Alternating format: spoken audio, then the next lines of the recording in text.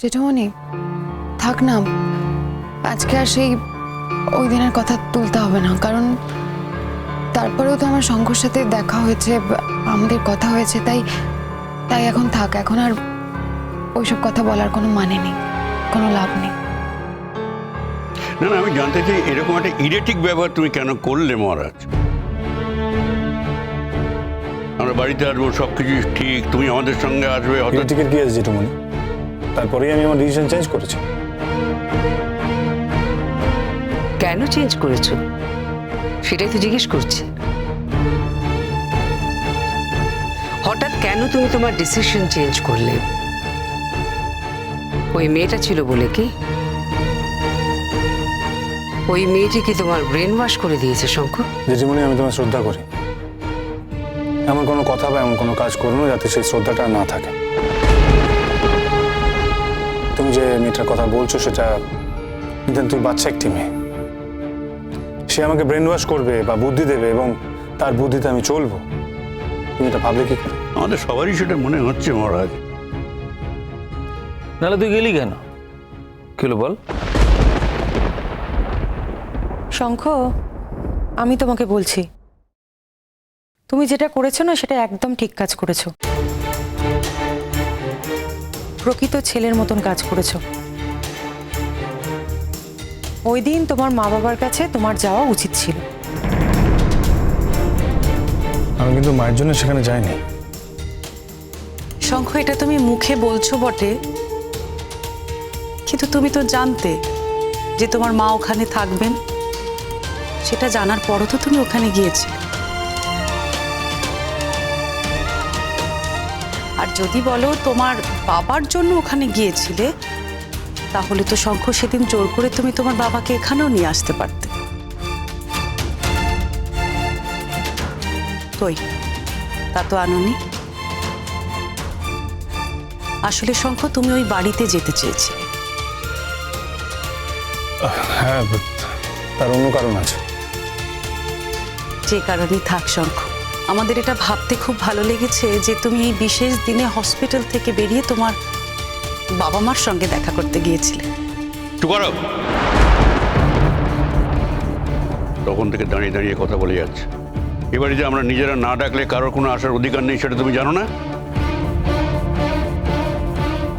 বড়দা, অধিকার না দিলেও না কিছু কিছু অধিকার কিন্তু কেড়ে নিতে হয়। আমি তো এই বাড়িতে অনেকদিন আছি, আমি ভুক্তভোগী, আমি জানি। তাছাড়া আমার মেয়েদের তো 12টা বেজে গেছে, ওদের আর কিছু হওয়ার নেই।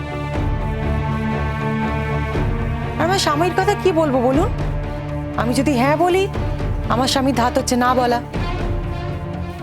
আমি যদি ডান দিকে যেতে বলি, আমার স্বামী বাঁ দিকে যায়। এ বাড়ির ছেলেরা যা করে নিজের ইচ্ছে করে, বউয়ের কথা চলে না।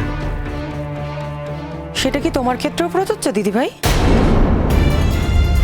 তার ব্যাখ্যা কি তোমাকে দিতে হবে? তুমি দিদিভাইয়ের সঙ্গে তোমার নিজের তুলনা করছো? না না বড়দা, আমি কারোর সাথে কারোর তুলনা করিনি। দিদিভাই দিদিভাইয়ের জায়গায়, আমি আমার জায়গায়। আমি শুধু চেয়েছিলাম আমার মেয়েগুলো মানুষ হোক, কিন্তু দিনে দিনে দেখতে পাচ্ছি আমার মেয়ে দুটো অমানুষ তৈরি হচ্ছে। তাই শঙ্খ যখন কোনো ভালো কাজ করে না, আমার সত্যি খুব ভালো লাগে। এই তো আমি আর শ্রমণা শঙ্কর ব্যাপারেই আলোচনা করছিলাম। তোমাদের কথা শেষ হয়েছে? আপাতত শেষ হয়েছে বড়দা, আরো কিছু কথা আছে, সেটা না হয় পরে বলবো আমরা। মহারাজ,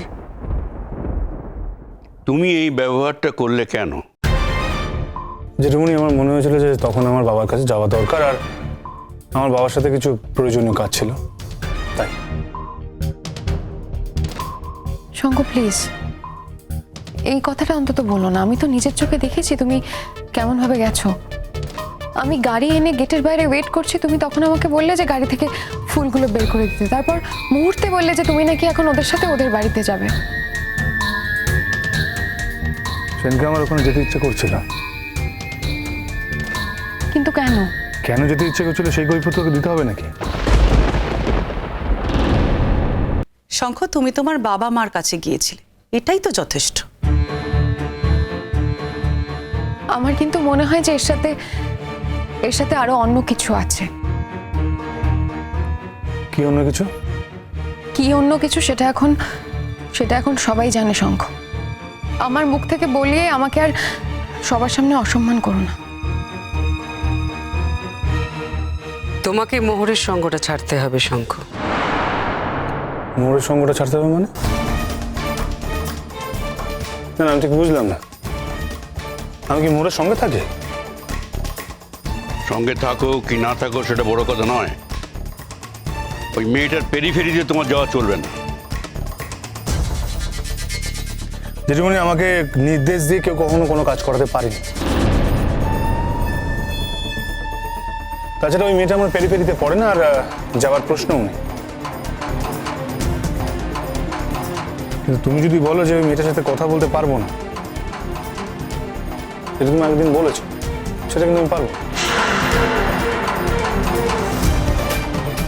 না না শঙ্কর, বলছি ওই তো স্টুডেন্ট বলেই তোকে কথা বলতে হবে? হ্যাঁ, তো আরো অনেক স্টুডেন্ট আছে, ওই তাদের নিয়ে তো কোনো কথা হচ্ছে না, তো ওই মেয়েটাকে নিয়ে এত কথা হচ্ছে কেন? হ্যাঁ, তার কারণ ওর সাথে আমার ইন্টারাকশন বেশি হয় এবং ও আমার সাথে ফাইট করে।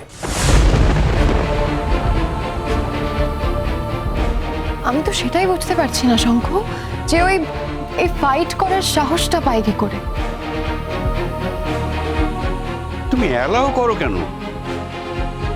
বাচ্চাকাল একটা অসভ্য মেয়ে হসপিটালে আমাদের অপমান করেছে, থানা পুলিশের ভয় দেখিয়েছে। হ্যাঁ জেঠুমনি, তোমরা নিশ্চয়ই কিছু ইনভাইট করেছো, কেন শুধু শুধু থানা পুলিশের ভয় দেখাতে যাবে কেন?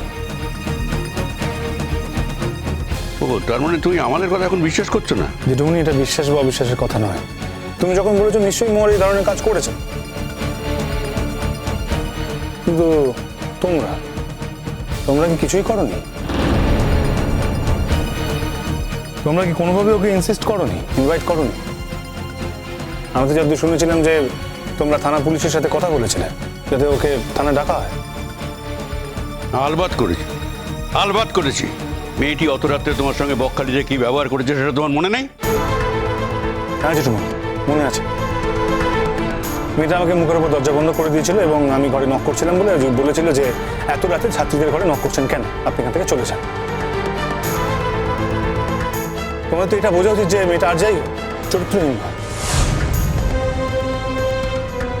কিন্তু এটার উল্টো যেটা যদি হতো, আমি যদি ওখানে যেতাম, পরে যদি আমাকে ঘরে অ্যালাউ করতাম, যদি ওখানে থাকতাম, তোমরা তো অন্য কিছু করতে, তোমরা অন্য কথা বলতে, তাই নয় কি জেঠুমনি? আচ্ছা, তোমরা এক্স্যাক্টলি কি চাও সেটা আমার বলো। দেখো শঙ্খ, আমাদের আর এই অশান্তি ভালো লাগছে না, আমরা এবার এই অশান্তি থেকে বেরোতে চাই শঙ্খ। আমি তো একটা কথা বুঝতে পারছি না যে তুমি নিজে তোমরাই অশান্তিতে ঢুকেছো কেন? ওয়াই? না না, ঢুকতে তো হবেই। কলেজের কালিগদের মধ্যে, স্টুডেন্টদের মধ্যে তোকে নিয়ে ছিচিকার পড়ে গেছে, জানিস সেটা? চটকা, আমি তো ওই কলেজে যাই, আমার কলেজদের সাথে ইন্টারাকশন হয়, ওই স্টুডেন্টসগুলোকে আমি পড়াই, ওদের সাথে কথা হয়। আমি তো কখনো শুনিনি যে আমার সম্বন্ধে ওই চিচিৎকার পড়ে গেছে। যত খবর, যত কথা এই চিচিৎকার সম্বন্ধে সব তোমার কাছেই আসে। শঙ্খ, আমি তোমাকে বলছি, তুমি ওর কথা একদম বিশ্বাস করবে না। দেখো, মোহরের সঙ্গে আমি মিশিনি, আমি জানি না মোহর কেমন মেয়ে, কিন্তু আমি এটুকু বলতে পারি লেখাপড়ার জন্য এই মেয়েটা অনেক দূর যেতে পারে। তাছাড়া মোহর এই কলেজে ভর্তি হওয়ার পর থেকে ওকে তো কম অপদস্থ হতে হয়নি। আর ওকে কি অপদস্থ করেছে? আমার দুই মেয়ে দিয়া আর ময়ূরী।